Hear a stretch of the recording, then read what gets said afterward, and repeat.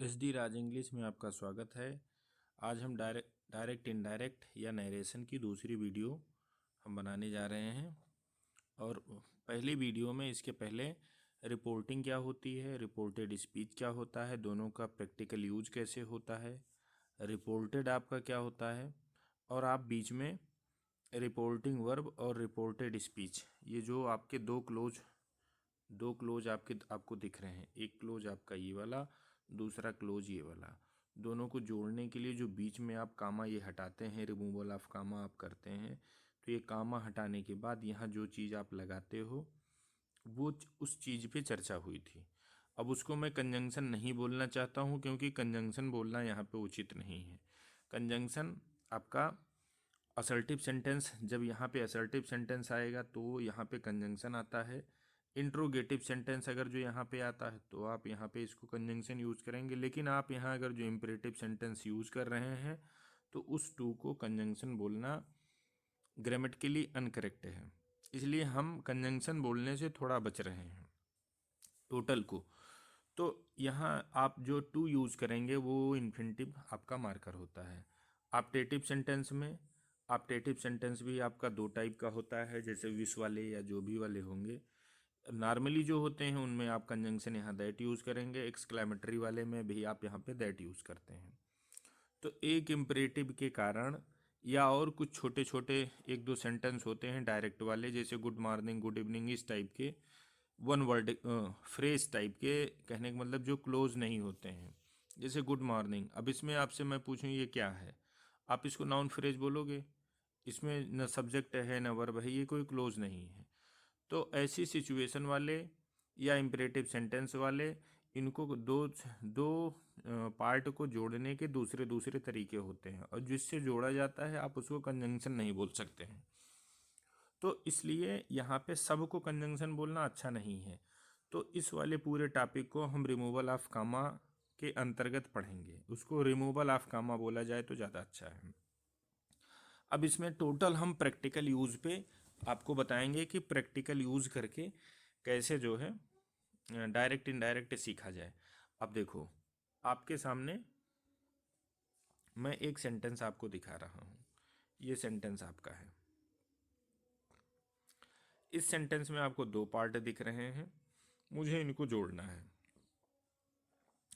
ये कोटेशन में है। और हाँ, एक चीज़ मैं आपको और बताना चाहूँगा, ये जो डबल आप देख रहे हैं, double inverted commas, double inverted commas आप यहाँ चाहे डबल का यूज़ करो और चाहे आप यहाँ पे सिंगल का भी यूज़ करेंगे तो भी करेक्ट होगा। जैसे यहाँ डबल लगे हैं, आप यहाँ सिंगल भी यूज़ कर सकते हैं। सिंगल यूज़ करेंगे वो ब्रिटिश पैटर्न है, डबल यूज़ करेंगे ये अमेरिकन पैटर्न है। दोनों करेक्ट हैं आपके, दोनों में से कोई भी आप यूज़ कर सकते हो। तो मुझे ये देखना है कि जब मैं इन दोनों को जोड़ रहा हूँ तो जोड़ने के बाद चेंजेस क्या रहते हैं। जैसे ये मैंने इसको जोड़ दिया, अब जोड़ने के बाद दोनों में अंतर क्या है, उसी अंतर को मुझे देख लेना है। बस समझिए, नरेशन आपको समझ में आ जाएगा। अब जैसे यहाँ हमने टोल्ड कर दिया, टोल्ड की यहाँ सेड टू था, तो सेड टू की बजाय हमने यहाँ पे टोल्ड कर दिया।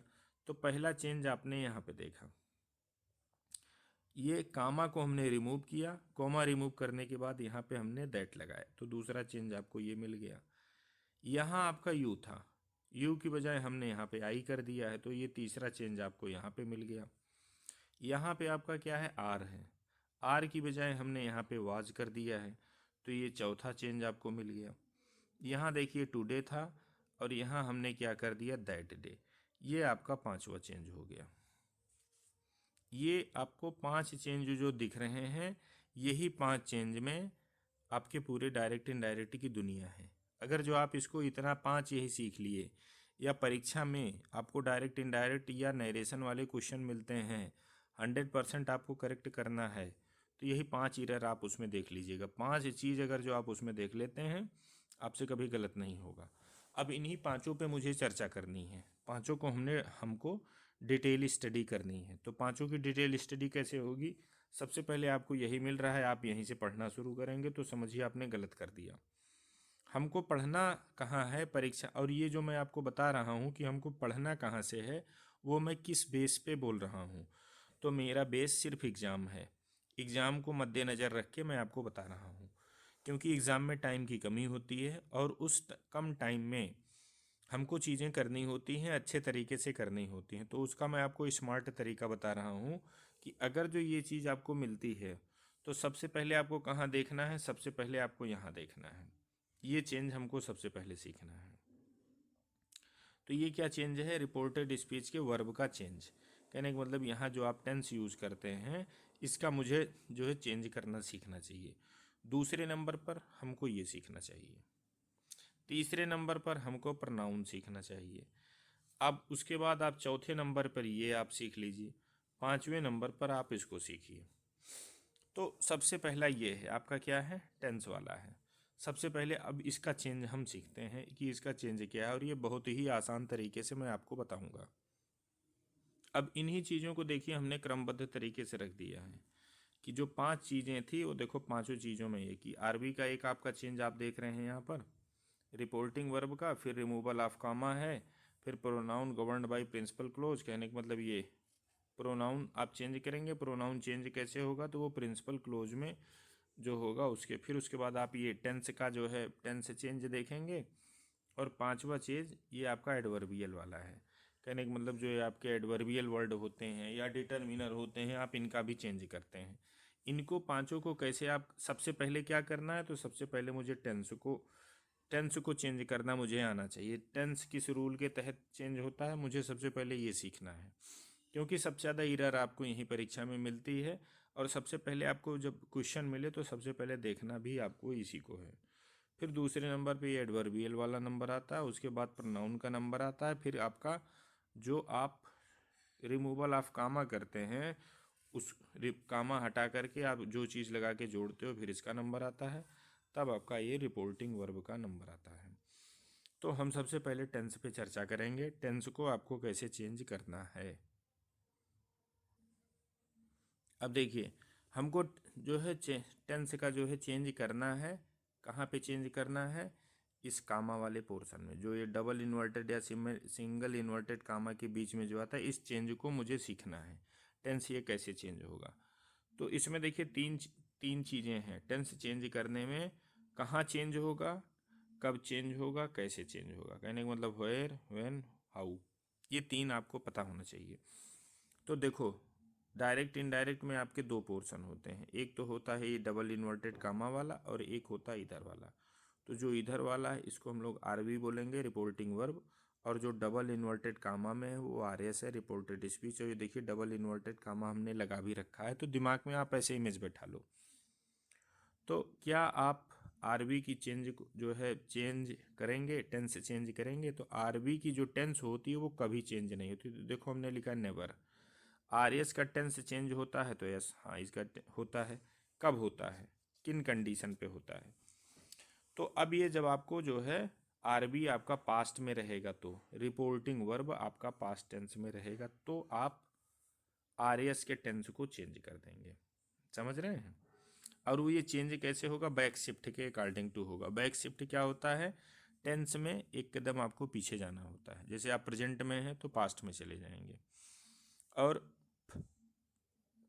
आप जाते कैसे हैं, जैसे प्रेजेंट इंडिफिनिट में है तो पास्ट इंडिफिनिट, प्रेजेंट कंटिन्यूअस में है तो पास्ट कंटिन्यूअस, प्रेजेंट परफेक्ट हैं तो past perfect, present perfect continuous हैं तो पास्ट परफेक्ट कंटिन्यूअस, और पास्ट इंडिफिनिट में है तो पास्ट परफेक्ट। और पास्ट परफेक्ट है तो पास्ट परफेक्ट से पीछे कुछ होता नहीं है, इसलिए पास्ट परफेक्ट को पास्ट परफेक्ट छोड़ देते हैं। पास्ट परफेक्ट कंटिन्यूअस का भी पीछे कुछ नहीं होता है, तो इसलिए उसको भी छोड़ देते हैं। अब आती है बात फ्यूचर की। तो फ्यूचर में क्या होता है, जैसे फ्यूचर में आपका आता है सेल या विल, यही दो वर्ड आपके फ्यूचर के दो तक हैं। तो सेल का पास्ट क्या होता है, शुड। तो जहाँ सेल लिखा रहेगा अगर जो मुझे चेंज करना होगा तो उसको हम शुड कर देंगे, और विल का वुड में कर देते हैं। कब, जब आपका रिपोर्टिंग वर्ब पास्ट टेंस का होगा, और वो नीचे भी उदाहरण देख के आपको समझ में आ जाएगा। अब वही देखिए जो मैंने आपको ओरली बताया है वही हमने यहाँ पे आपको बताया है कि जैसे जो प्रेजेंट है तो प्रेजेंट को हमको पास्ट में कर देना है, रिगार्डिंग पास्ट में। जैसे इंडिफिनिट तो पास्ट इंडिफिनिट, प्रेजेंट का इंडिफिनिट है तो पास्ट इंडिफिनिट में चले जाएगा, प्रेजेंट का कंटिन्यूअस है तो पास्ट के कंटिन्यूअस में चले जाएगा। समझ रहे हैं। तो रिगार्डिंग हमको ट्रांसफ़र कर देना है। अगर जो मान लीजिए पास्ट है तो पास्ट इंडेफिनिट है तो पास्ट इंडेफिनिट पास्ट परफेक्ट में चला जाता है। पास्ट परफेक्ट है तो पास्ट परफेक्ट के पीछे कुछ होता नहीं है तो वो हो जाएगा आपका नो चेंज। समझ रहे हैं। अब इनके कुछ एक्सेप्शन भी होते हैं, जैसे ये तो टेंस चेंज आप नॉर्मली सीख लिया। एक्सेप्शन क्या है? एक्सेप्शन अगर जो यूनिवर्सल ट्रूथ आपको मिल जाता है इस आरएस में, और भले ही आरबी में आपको पास्ट टेंस मिल रहा है तो भी आप इधर टेंस का चेंज नहीं करेंगे। कहने का मतलब अगर जो इस दिया है तो ये यही रहेगा, हैज़ दिया है तो ये यही रहेगा, हैव दिया है तो ये यही रहेगा, नो चेंज। समझ रहे हैं। दूसरा चीज़ क्या है? दूसरी चीज़ ये है कि जो कंडीशन सेकंड होती है, मतलब कंडीशनल सेंटेंस जो मैं आपको पढ़ाया हूँ, तो कंडीशन सेकंड अगर जो आपको मिल रही है कहाँ, आरएस वाले पोर्शन में, तो भी आपको टेंस का चेंज नहीं करना है। और कंडीशन थर्ड मिलती है तो भी आपको टेंस का चेंज नहीं करना है। दूसरी चीज़, और आपके व्हेन और व्हाइल वाले जो आपके वो शुरू होंगे कॉम्प्लेक्स सेंटेंस। अगर जो व्हेन और व्हाइल वाले ये डबल इन्वर्टेड कामा के बीच में हमको मिल रहे थे, जैसे when I was singing you were dancing, समझ रहे हैं, तो ये व्हेन वाले या व्हाइल वाले इस टाइप के मिलते हैं तो इनमें भी हम कोई टेंस चेंज नहीं करते हैं। चलिए अब नेक्स्ट देखते हैं। अब जैसे उसके बाद दिक्कत आती है मॉडल्स की। समझ रहे हैं। तो मॉडल्स देखो आपके क्या होते हैं, जैसे मॉडल ऑक्सिलरी ये भी हैं, आप टेंस इनमें भी डबल इन्वर्टेड कामा के बीच में ये आ जाते हैं तो इनको क्या करोगे? तो कैन रहता है तो कैन का कुड कर देते हैं, विल रहता है तो विल का उड कर देते हैं, सेल रहता है तो सेल का शुड कर देते हैं, मे रहता है तो माइट कर देते हैं। मस्ट इसका पास्ट नहीं होता है तो ये जैसे रहता है इसको ऐसे छोड़ दिया जाता है। या आप इसको मस्ट को आप इसको क्या समझते हैं, इसको आप हैव समझ लेते हैं, हैव टू वाला कंस्ट्रक्शन, मतलब इसी से तो बाध्यता प्रकट होती है। तो मस्ट को ये मान लिया जाता है, तो जब इसका पास्ट करना होगा तो आप क्या करेंगे, हैड टू कर देंगे।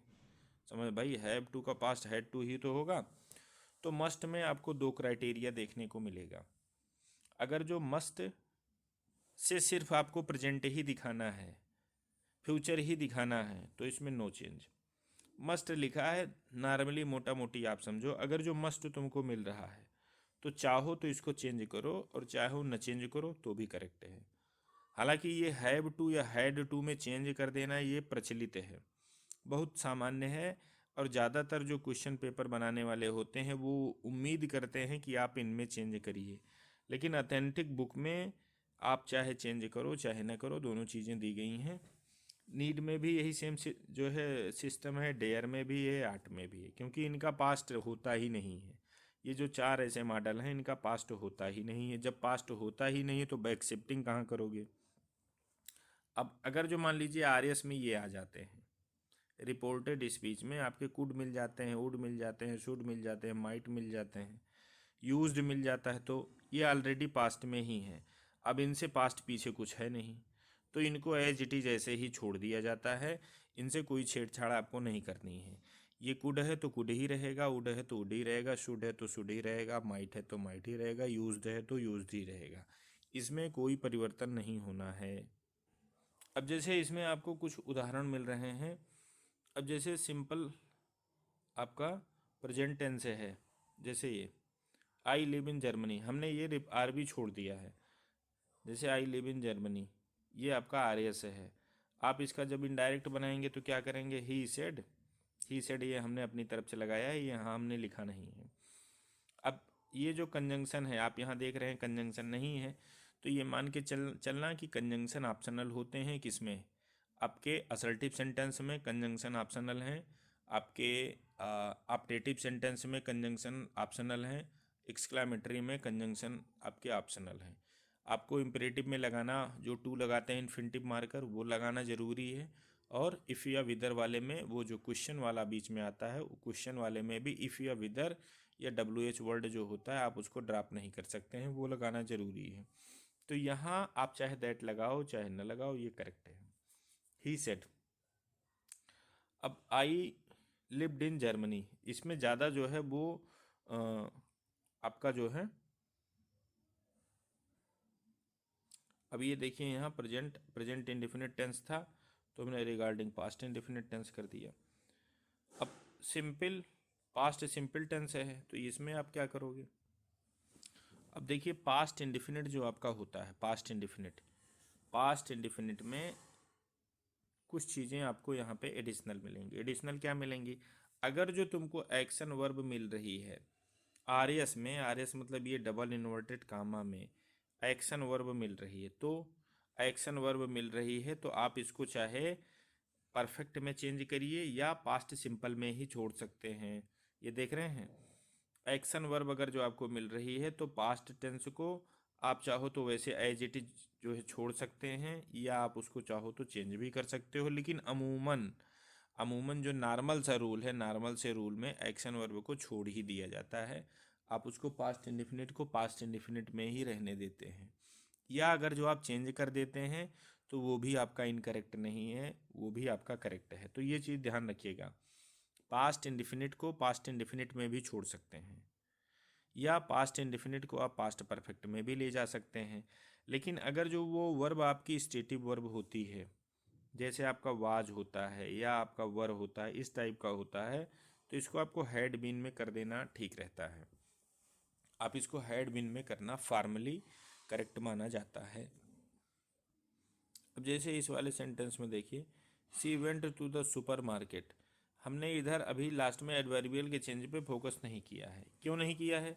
क्योंकि अभी इधर आरएस हमने लिखा ही नहीं, तो जब ये लिखा नहीं तो हमने एज इट इज ऐसे उतारने का प्रयास किया है। समझ रहे हैं? अब यहाँ आप इसको नहीं देखना है, हालांकि यहाँ ऐसे देखेंगे तो ये गलत है, तो इसको आपको यहाँ पे ऐसे नहीं देखना है। अभी आप जितना मैं बता रहा हूँ उतना ही आप उस पर नज़र दौड़ाते चलिए। देखो, आप इसको ऐसे, जैसे वेंट एक्शन वर्ब है, पास्ट टेंस है, पास्ट इंडेफिनिट है, तो आप चाहो कि इसको वेंट को ऐसे वेंट भी ऐसे छोड़ सकते हैं या इस वेंट को आप हैड गॉन भी कर सकते हैं। दोनों करेक्ट है आपका, दोनों वे आपका करेक्ट है। और अभी दिस मॉर्निंग का दैट मॉर्निंग, अभी इन सब चीज़ों पे आपको ध्यान देने की ज़रूरत नहीं, इसको मैं आगे बताऊंगा स्टेप बाय स्टेप। तो इसमें मैं आपको क्या बताना चाह रहा हूँ कि जो पास्ट इंडेफिनिट होता है, पास्ट इंडेफिनिट में एक्शन वर्ब मिलती है तो आप उसको चाहे एज इट इज छोड़ दो और चाहे आप उसको पास्ट परफेक्ट में चेंज कर दीजिए, दोनों करेक्ट है।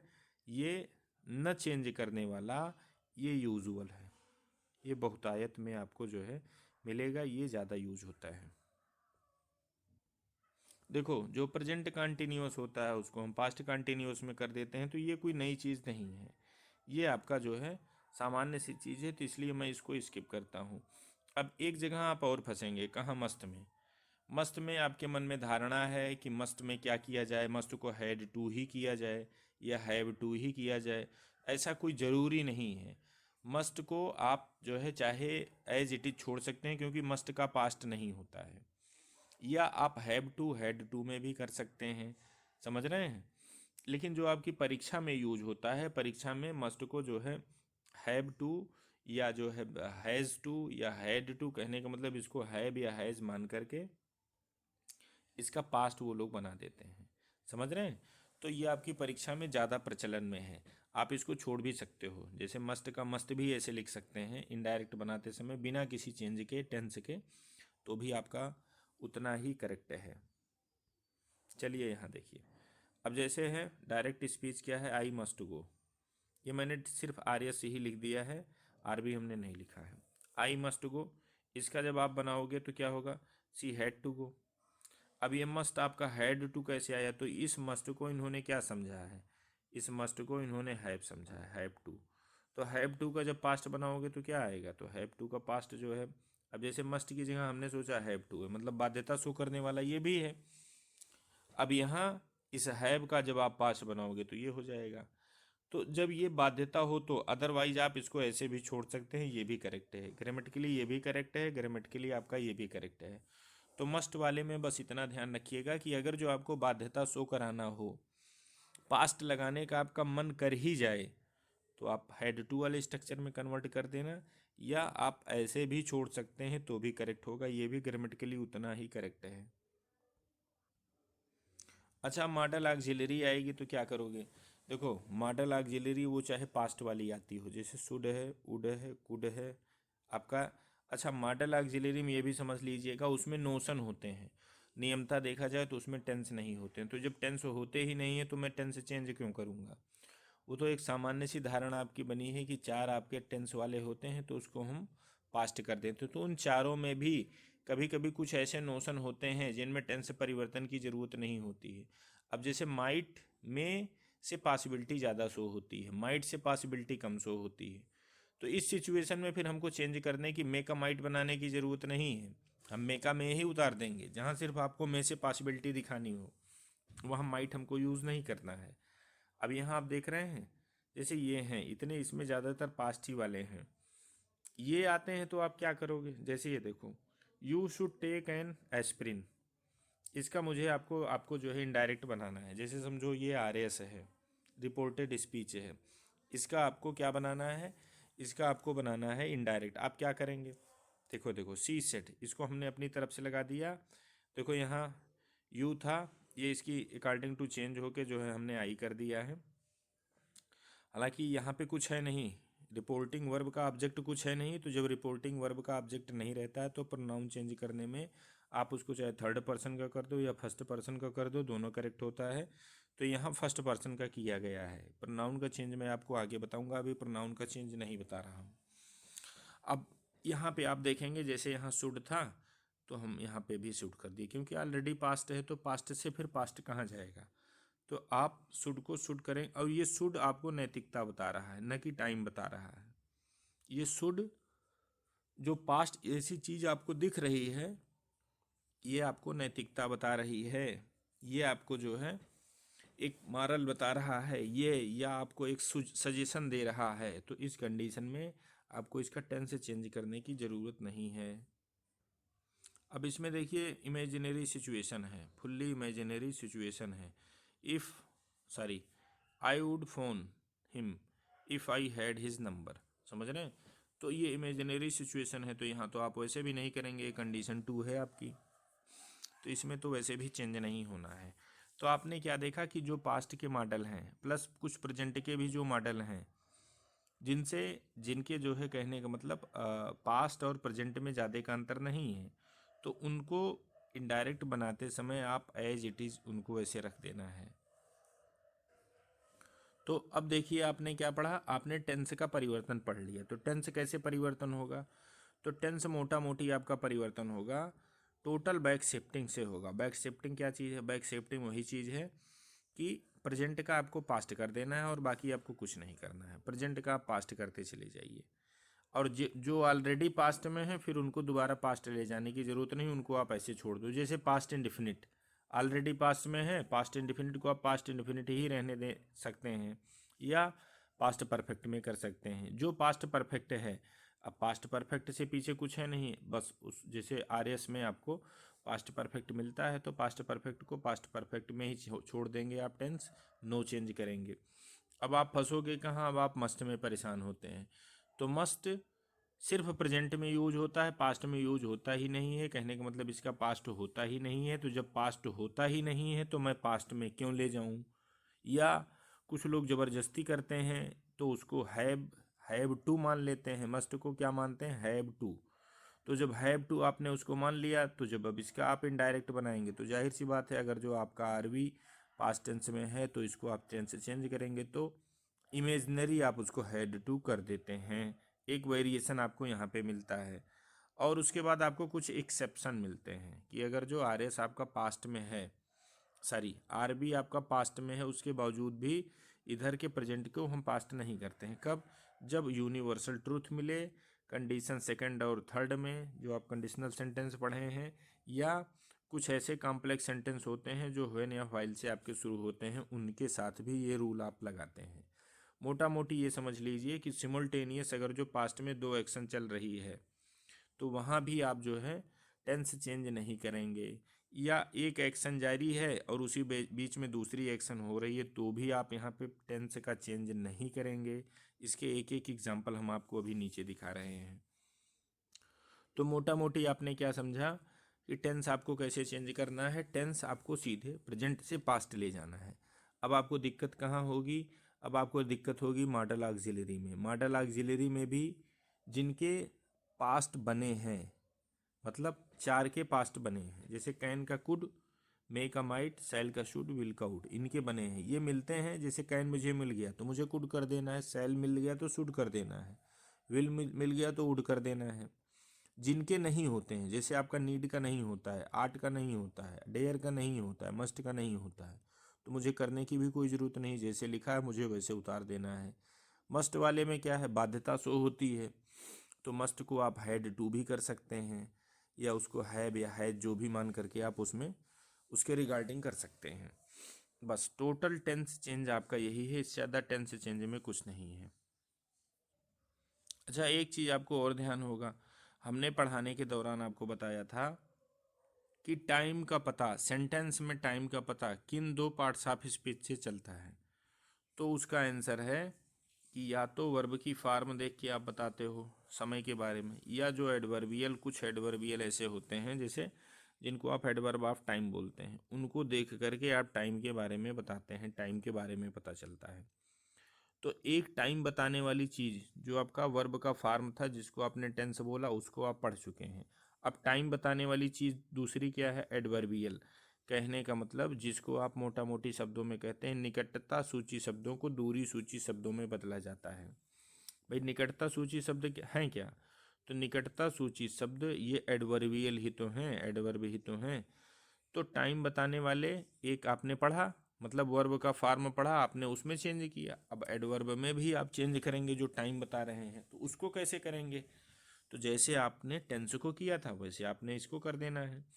अब जैसे टेंस वाले चार्ट में आपने क्या किया था, कहाँ करना है, तो सेम वही क्वेश्चन यहाँ पे भी करना, वेयर, व्हेन, हाउ, कहाँ करना है।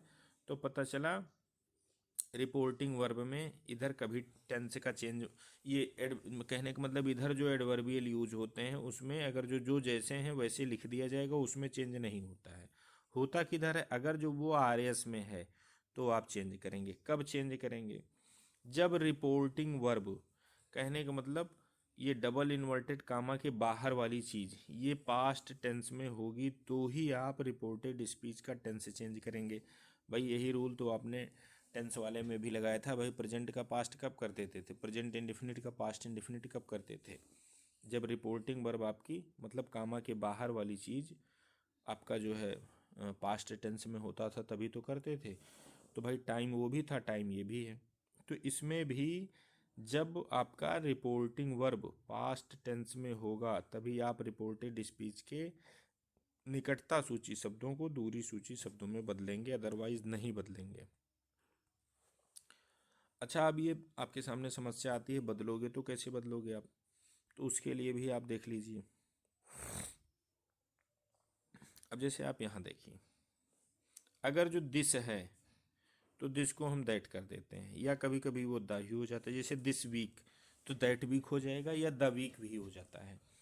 समझ रहे हैं, दीज है तो दीज का दोज कर देते हैं, या कभी कभी द भी मिल जाता है। हियर का देयर कर देते हैं, नाउ का देन कर देते हैं। तो आपने देखा, नाउ जो निकटता सूची है इसको दूरी सूची शब्दों में कर देंगे, नाउ का दिन में कर देंगे। उसके बाद आपने क्या देखा, उसके बाद आपने देखा टू डे का दैट डे में कर देते हैं। समझ रहे हैं। अच्छा, टू डे एक में लिखा जाता है और दैट डे के बीच में, इन दोनों के बीच में आपका स्पेस होता है। जैसे टू नाइट, ये आपका दैट नाइट में हो जाता है, ये भी हमको जो है एक साथ लिखना चाहिए था, ये आपका हो जाएगा दैट नाइट में। समझ रहे हैं।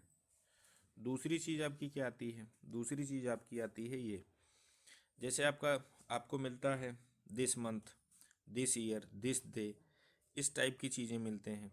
तो ये जितने भी this month, this year, this day, तो ऊपर आपने क्या किया था, दिस का दैट कर दिया था या दा कर दिया था।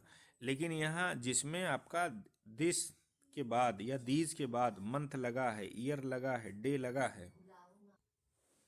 अब जैसे इसके पहले हमने आपको बताया था कि जैसे दिस है तो दिस का आप दैट कर देते थे या दा कर देते थे।